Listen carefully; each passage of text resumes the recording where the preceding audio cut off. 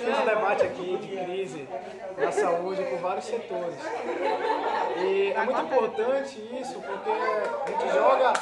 uma realidade para o acadêmico que às vezes para ele parece distante, mas está tão presente que ele nem às vezes se toca. E trazer para a realidade, dentro dessa realidade também, os movimentos sociais que militam nessa área, sindicatos, e para dentro da academia, isso que é melhor ainda, academia que são os cumes mais altos, fios do conhecimento, que enrijecidos pelo tempo que ninguém toca, e que